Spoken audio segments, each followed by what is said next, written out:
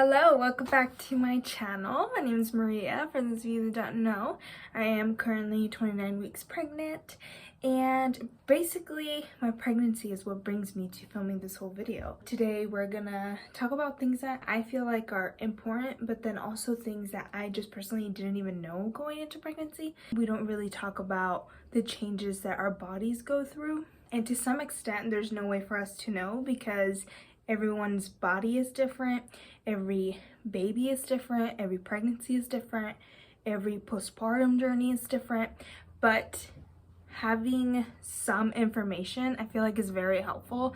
That way you're not walking in to your doctor completely shocked by everything that's happening. So first thing that I noticed was morning sickness, and I know morning sickness is one thing that is very common and very much talked about. I didn't know a lot about it. I believe that it starts on week 6 and it lasts up until week 14. You just feel obviously nauseous in the morning, and sometimes you have to throw up, sometimes you don't. When I'm really nauseous, I have to throw up whatever liquid is in our stomach. I don't know what the liquid is, but I noticed that once I threw up this liquid, I would be fine for the rest of the day. I guess the best way for me to describe it is like stomach bile, like it's just in your stomach and you just need to get it out. My morning sickness hit me right at 6 weeks, and then it lasted up until like week 22, 23 or so. I was one of the few that my morning sickness did not end when my first trimester ended. Second thing that I noticed and was completely shocked by was that your breasts leak. I'm not sure what they leak. And my mom says that it's milk. I don't know why I'm leaking milk now. I mean, I don't know that I'm producing milk yet. I mean, I don't know. If it's milk, as my mom says, then I'm leaking milk every once in a while. So make sure you wear a bra. Make sure you wear at least bra pads or something, because yeah, you don't want to be walking around with the dress and then be leaking, you know. I usually notice that it happens at night. It doesn't really happen during the day, but again, I don't really know, because it could be that they do leak during the day, but I just confuse it with sweat. But yeah, breast leak, and I had no clue whatsoever. I remember talking to my mom and I was like, Mom, they're leaking. And she was like, yeah, that's totally normal. And I was like, third thing that I noticed was we produce even more vaginal discharge. And discharge is normal in our bodies. It just happens. It's just a part of our body. But with you being pregnant, this discharge amount will increase. I usually just notice it at night too. It does happen throughout the day, but mainly at night is when I notice it. Try not to go commando. I would say just wear underwear. Because that way you can just change out your underwear and not have to change your whole outfit. All right, so the next thing that I started noticing was pelvic pain. I feel like most of these major symptoms hit me after my 20 weeks. Pelvic pain is no joke, like for real. Because your muscles are loosening so that your hips can expand for the baby to come through, you're gonna be in pain, and you're gaining so much weight so rapidly, and you're carrying this child right on top of your pelvic bones. And I usually notice that it hurts more at night, and I say at night because when I have to move, say I'm laying on my left side and I want to roll over to my right side, it hurts like heck, and there's nothing you can really do to relieve it.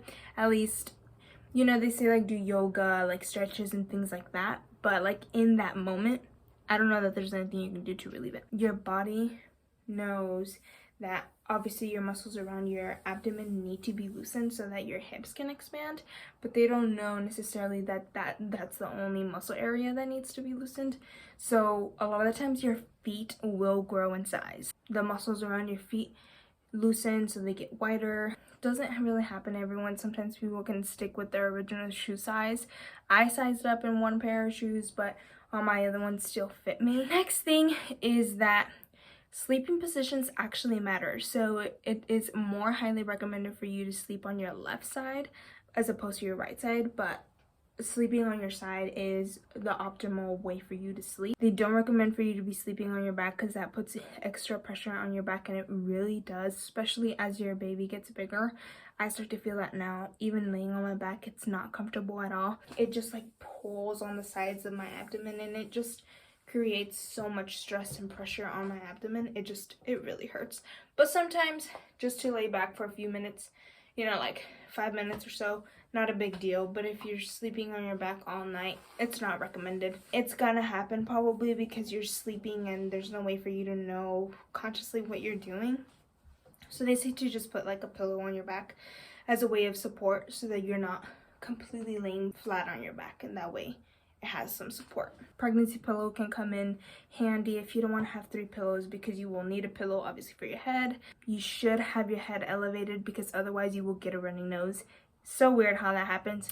Another thing that I noticed that I was actually told, and not by a doctor but by a chiropractor, was that getting in and out of bed actually matters how you do it. So what you want to do is, like if you're laying on your back, you want to roll up to the side and push yourself up and then sit up and get out of bed. It's not recommended for you just to do a sit up and get out of bed because it could strain your abs, and obviously you don't want to do that. You want to prevent as much pain as you possibly can. So if you can do it in some way, getting in and out of bed is probably a good way to do it. Another thing that people don't really talk about is insomnia or trouble sleeping or trouble staying asleep while being pregnant. It's something that is very common and it's gonna happen at some point or another. It doesn't happen every single night. It just happens every once in a while. Sometimes it's because I'm in so much pain I can't even sleep. Sometimes you just can't get comfortable. It's just your body is changing so fast that you need to find a way to where you are comfortably positioned to where you can fall asleep, but to where there's no strain on your body, no pressure, and you can actually relax. Another thing is too, babies are very active at night. So my baby, he is growing very fast and he's a lot stronger now than he has been obviously my entire pregnancy. So at night when he kicks, he will literally move my entire belly. As your belly grows, as your baby grows, it's just going to be a lot more challenging for you to fall asleep, and sometimes staying asleep can be a challenge too. Another thing that people don't really talk about is bowel movements. And for some people, bowel movements are increased. For some people, they're decreased. A lot of this also depends on what vitamins you're taking. So obviously you have to take prenatal vitamins, and then sometimes your doctors, midwives, whoever you are seeing, they will sometimes ask for you to take other medication, like I'm taking iron and vitamin C. It just really depends on what your body needs. Bowel movements, sometimes they increase and sometimes they decrease, and either way, I don't know that either one is more optimal than the other. It's just another change in our body. Another thing that people don't really warn you about is your water intake goes through the roof. And this obviously happens because you need to stay hydrated, not only for your body, but now for another human inside of you. My midwife was telling me that it's very important to drink 100 ounces of water a day, which is crazy because for me, one of my biggest challenges, always my entire life, is to stay hydrated in the middle of winter, because the last thing I care to drink is water. I'd rather have a hot chocolate. I'd rather have coffee. I'd rather have literally anything else besides water. Another thing is peeing. And this is one of those common symptoms that people talk about, like morning sickness and peeing. Like, it's something that you always hear about. Same with running out of breath. But you just have to pee so much. Like, my goodness. I pee like 3 times within an hour. It's crazy. And especially with their kicks. Like, if they kick you right in the bladder, good luck with holding that in. Your muscles around your abdomen are going to get weaker if you don't work out, and I don't work out, guys. You will find times where you will sneeze and you are going to pee your pants. And it's happened to me multiple times. I peed once when I sneezed in the middle of my class. Now, thank goodness that this isn't a regular semester and I was in the middle of a Zoom lecture.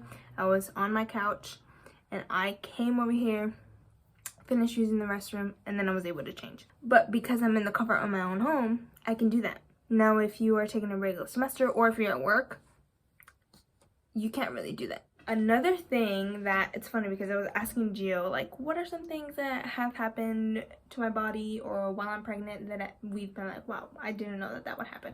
He's like, you're tired all the time. And it's true. I am so tired all the time. It is so hard for me to get out of bed, so hard to wake up. It's just getting harder and harder and harder. Fatigue is real. You will be tired, and naps will probably be an essential part of your life. But naps are amazing. So allow yourself to rest. It's important for you to rest. Very, very, very important. You can't do what you once always did. So obviously food matters. I didn't know that you couldn't have what they call cold lunch meat, which is like ham. So if you are craving a sandwich like I have sometimes, you can eat sandwiches. You just have to make sure that it's warm or toasted if you go to Subway or whatever the case. And some people cut it out of their diet completely, and that's awesome. But as long as you're cautious and you're doing what the doctor advises you to do, I think you will be completely fine. Another thing you can't do is you can't just take a hot bath like you always have, you know, if baths are your thing. You can take baths, but they have to be like lukewarm, which is, you know, that's basically the temperature that's signaling you having to leave the bath.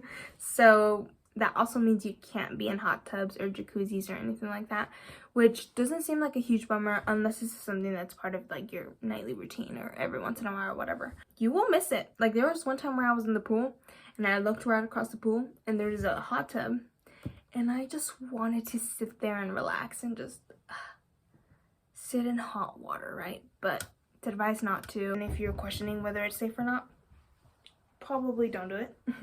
That's just my best advice. Another thing that is important and no one talked to me about was the placement of your placenta matters. Like at 20 weeks, they do an anatomy scan on your baby to make sure everything's okay. From the heart, they check the face, they check literally everything. It's just a full in-depth ultrasound.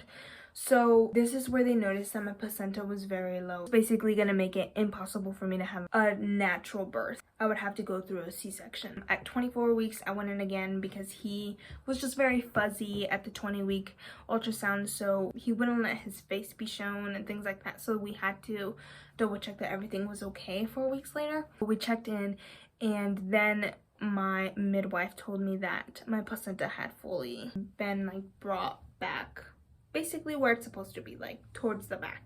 Placement of your placenta actually matters, and sometimes when your baby is so little and it's starting to grow, you can start feeling I think around 18 to 22 weeks is when you start to feel the baby move.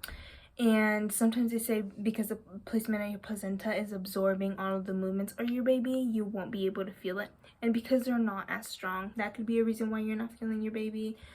Another thing people don't really talk about is, I'm gonna butcher it. I'm not a huge science nerd and I don't really know how to pronounce everything, so we're just gonna try. Gestational diabetes. So this is just diabetes that happens when you're pregnant. You're much more prone to diabetes. But anyway, you have to take a glucose exam. You take a drink and it basically tells you whether you have this diabetes or not, is what I'm guessing. I'm in the middle of the process, so I don't really know very much about it, but it's just something that, again, I didn't really know. I'm in the middle of the process, and I'm hoping to make another video to cover any other things that I experienced that I didn't expect. So at 28 weeks, a lot of things happen. So not only do you need to take this exam for diabetes to see if everything's all good and they draw blood and all that kind of stuff, they want you to start measuring the movements of your baby. They want to make sure that you set time aside at night or whenever you have time, whenever you feel like the baby's going to be active.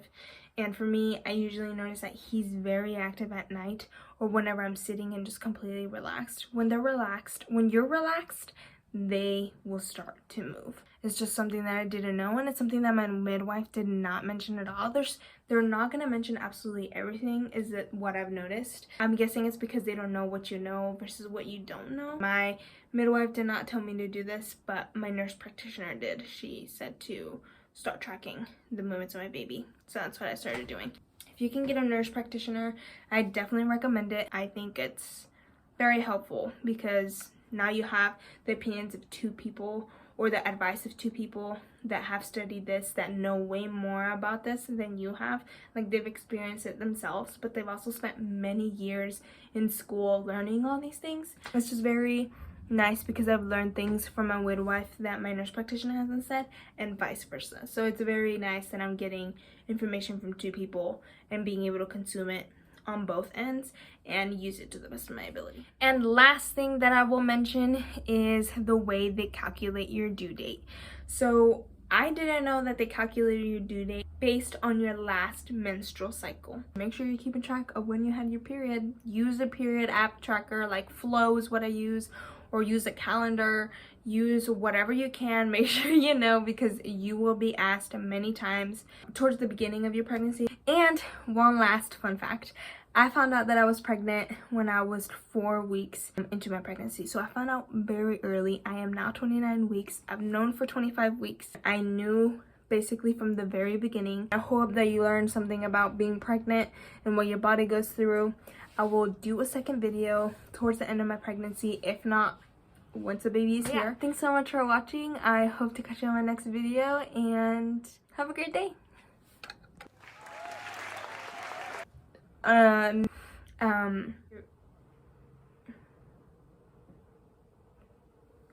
Yeah.